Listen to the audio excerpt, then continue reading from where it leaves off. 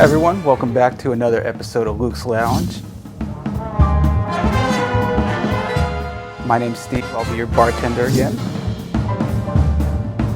Today we're going to be making the Sazerac, a classic cocktail from the mid-1800s out of New Orleans.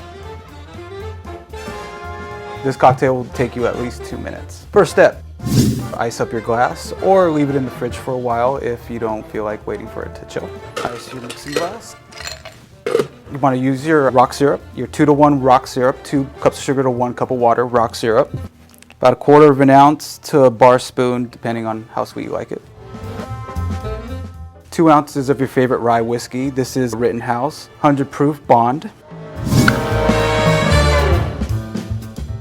3 to 6 dashes of Peychaud bitters.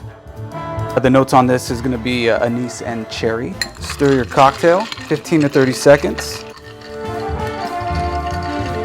Dump your ice. Make sure your glass is cold, or you can leave it in the fridge. Next step, you have your absinthe. You can either do a couple drops if you just have a bottle, or if you have an atomizer, you can do a little spray inside. Just do a little coat. Add your jewel.